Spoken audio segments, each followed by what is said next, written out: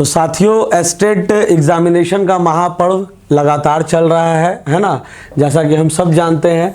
और अभी ये एग्जामिनेशन मोर देन 1 मंथ आपका ये चल रहा है। हम लोग को पता है स्टार्ट हुआ था और ये 16 नवंबर तक ये एग्ज़ाम चलेगा। तो आज हम लोगों ने आज हम लोगों ने सोचा कि क्यों ना जो भी जिस टॉपिक से ज़्यादा क्वेश्चंस उठ रहे हैं, जिस टॉपिक से ज़्यादा क्वेश्चंस बन रहे हैं एग्जामिनेशन में, उसके बारे में चर्चा किया जाए, ताकि जो आगामी स्टूडेंट्स हैं जिनकी आगे एग्ज़ाम होने वाली है, अब अगर पेपर 2 वाले अगर आप साथी हैं, है ना, पेपर 2 वाले जिनका 1 नवंबर से 16 नवंबर तक है, या फिर इन्हीं बीच में जिनका एग्जामिनेशन होना है, तो उनको एक एज मिले।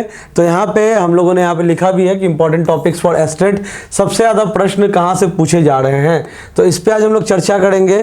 तो चर्चा करने के लिए सबसे पहले आइए PDF को खोल लेते हैं, जो हम लोगों ने यहाँ पे डाउनलोड करके सेव करके रखा है। Most asked topic in Bihar estate examination 2025। सबसे पहले बात करें तो सबसे ज़्यादा क्वेश्चंस आप यहाँ पे देख सकते हो। हम लोगों ने ये थोड़ा हल्का फुल्का रिसर्च करके ही इसको निकाला है, तो आप इस पर बिल्कुल भरोसा कर सकते हो। सबसे ज़्यादा क्वेश्चंस जो है साथियों आपके 9वीं और 10वीं के जो NCERT के बुक है उससे पूछा जा रहा है। NCERT SCERT, जैसा कि हम लोगों ने अक्सर अपने वीडियोज़ में बताया है कि आप अगर TRE के लिए भी जा रहे हो, एस्टेट के लिए भी जा रहे हो, तो एस्टेट हो, TRE हो, अगर लाइब्रेरियन हो गया, लाइब्रेरियन एलिजिबिलिटी टेस्ट हो, तो इसमें आप जान लो कि SCERT and NCERT plays a very crucial role, क्योंकि सबसे ज़्यादा क्वेश्चंस आपके यहीं से उठते हैं। अब अगर BPSC TRE होने वाला है ना इलेक्शन के बाद, उसमें बात कर लो, एस्टेट जो भी चल रहा है उसमें बात कर लो, या LET बात कर लो। अगर LET समय पे होता है तो लाइब्रेरियन एलिजिबिलिटी टेस्ट। तो यहाँ पे आप देख सकते हो कि most of the questions asked from 9th and 10th class NCERT is highlight section. ठीक है, तो यहाँ से जो हाईलाइट वाला सेक्शन होता है उससे सबसे ज़्यादा क्वेश्चंस उठ रहे हैं, GK GS वाले जो होंगे।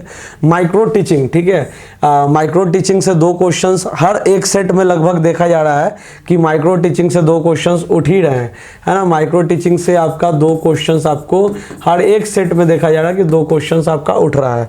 तो ये भी इंपॉर्टेंट है एग्जामिनेशन पॉइंट ऑफ व्यू से।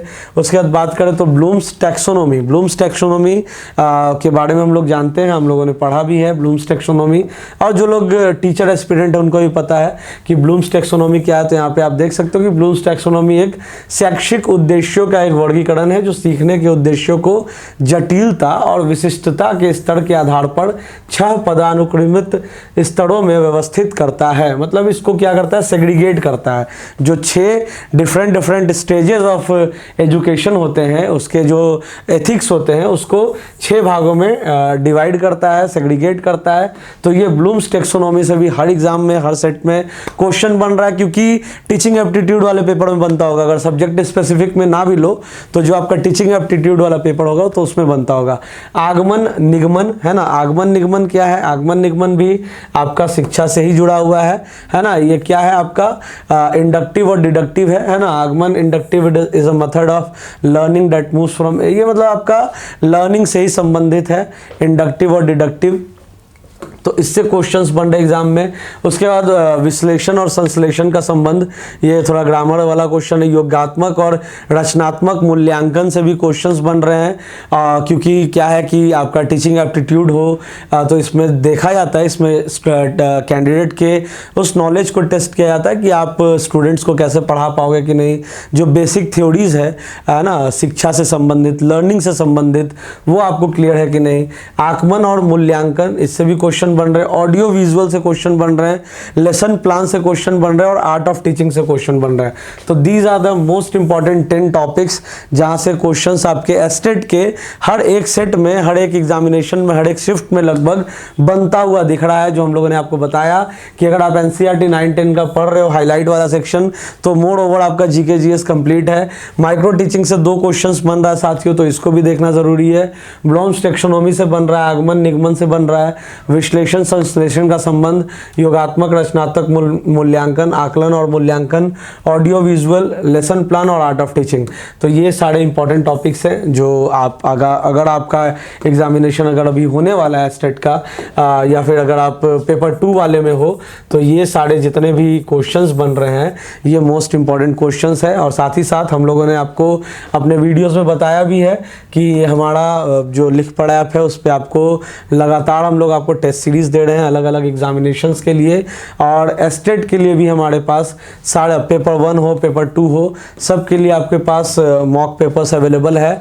और जो भी हम लोगों ने आपको यहाँ पे बताया सारे से संबंधित आपका मॉक पेपर्स में आपको जितने भी क्वेश्चंस हैं वो सब इन्हीं टॉपिक से संबंधित है। यहाँ पे आप देख सकते हो, इसका भी लिंक हम लोग डिस्क्रिप्शन में लगा देंगे। पेपर 1 में अलग अलग जो भी सब्जेक्ट्स है वो भी है, पेपर 2 में भी जो भी अब सब्जेक्ट्स आपका होगा, पेपर 2 कॉमर्स होगा, कंप्यूटर साइंस होगा, होम साइंस होगा, ज्योग्राफी होगा, या पेपर 1 में हिंदी इंग्लिश मैथमेटिक्स होगा, साइंस होगा, सोशल स्टडीज़ होगा, तो सभी का आपको मॉक पेपर्स मिलेगा, PYQs भी मिलेंगे। और जो भी टॉपिक्स यहाँ पे हमने आपको बताया, ये जो 10 इंपॉर्टेंट टॉपिक है, तो ये सारा कुछ भी उसमें कवर्ड होगा। तो आप जाकर के मॉक सेट भी लगा सकते हो और ये जितने भी कंटेंट है इसको एक बार आप लुक आफ्टर भी कर सकते हो। तो thanks for watching and all the best for the upcoming examination. Thank you.